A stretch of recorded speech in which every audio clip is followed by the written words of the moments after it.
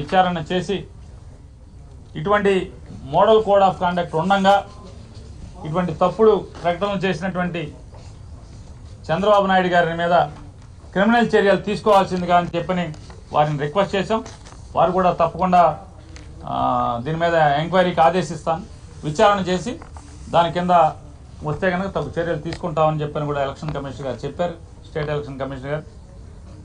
అలాగే నిన్న కూడా వైఎస్ఆర్ కాంగ్రెస్ పార్టీ తరఫున చంద్రబాబు నాయుడు గారు సతీమణి గారు పురంధేశ్వరి గారు భువనేశ్వర్ గారు మన్నించండి, చంద్రబాబు నాయుడు గారు సతీమణి గారు భువనేశ్వరి గారు నిన్న ఆవిడ ఎన్నికల నియమావళికి విరుద్ధంగా పక్కన ఎన్నికల్లో పోటీ చేసేటువంటి తెలుగుదేశం పార్టీ అభ్యర్థులు అలాగే ఎమ్మెల్సీ వీళ్ళందరూ ఉండగా ప్రజల్ని ప్రలోభ పెట్టేటువంటి ప్రయత్నం కింద వచ్చేటువంటి చెక్కుల పంపిణీ కార్యక్రమం ఎన్నికల నియమావళికి విరుద్ధంగా ఆవిడ చెక్కులు పంచిపెట్టడం అనేది సాక్షాత్తు వాళ్ళ ఈనాడులోనే అచ్చు వేశారు.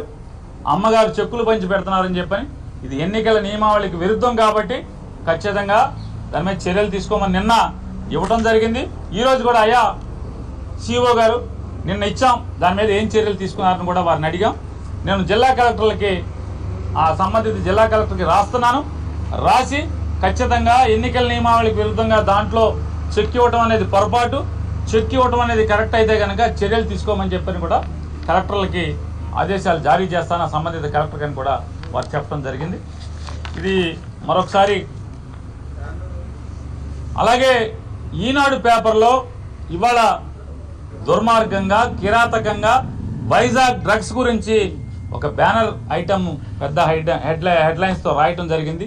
దానిలో అంతా కూడా నల్ల ఇంకుతో రాసే నల్ల సిరాతో రాసే వార్త కంటే కూడా విషాన్ని ఉపయోగించి జగన్మోహన్ రెడ్డి గారి మీద విపరీతమైనటువంటి ద్వేషంతో కూడిన విషం అనే సిరాతో రాసినటువంటి వార్త ఎన్నికల కోడ్ ఆఫ్ కండక్ట్ కింద మోడల్ కోడ్ ఆఫ్ కండక్ట్ కింద వస్తుంది. అది బేస్లెస్ ఎలిగేషన్స్ ఈ రాష్ట్ర ప్రభుత్వానికి వైఎస్ఆర్ కాంగ్రెస్ పార్టీకి మా నాయకుడు జగన్మోహన్ రెడ్డికి ఆపాదించేట్టుగా కిరాతకమైన వార్తలు ప్రజల్లో ఇమేజ్ డ్యామేజ్ చేసేట్టుగా ఈనాడు తప్పుడు వార్తలు రాస్తుంది. కాబట్టి ఈనాడు మీద కూడా చర్యలు తీసుకోమంటే దానికి కూడా చెప్పాం. అంటే ఆయన ఎలక్ట్రానిక్ మీడియా మీద గైడ్ లైన్స్ ఉన్నాయి కానీ ప్రింట్ మీడియా మీద లేదు అంటే వారికి కూడా చెప్పాం. మేము ఒక ఉత్తరం మీకు ఇస్తామండి, రిప్రజెంటేషన్ ఇస్తాం, మీరు ఢిల్లీలో ఉన్నటువంటి ప్రధాన ఎన్నికల అధికారికి కూడా రాయండి.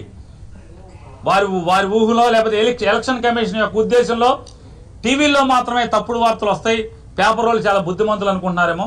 పేపర్లో టీవీలని మించి తప్పుడు వార్తలు, విషం చిమ్మే వార్తలు ఎన్నికల్లో ఒక పార్టీని భుజానేసుకుని ఒక పార్టీ కోసం ఈ రకమైన తప్పుడు వార్తలు రాసేటువంటి అవకాశాలు ఈ ఆంధ్రప్రదేశ్ రాష్ట్రంలో మెండుగా ఉన్నాయన్న పేపర్లు ఉన్నాయి. కాబట్టి దాని మీద కూడా దిశానిర్దేశం చేసేట్టుగా వారిని కూడా ఇటువంటి తప్పుడు వార్తలు కేవలం ఎలక్ట్రానిక్ మీడియాలోనే కాకుండా ప్రింట్ మీడియాలో కూడా నిషేధాన్ని లేకపోతే ప్రింట్ మీడియాలో కూడా రెగ్యులేషన్స్ని విధించేట్టుగా గైడ్ లైన్స్ ఇమ్మని కోరుతూ మీకు రిప్రజెంటేషన్ ఇస్తాం ఖచ్చితంగా.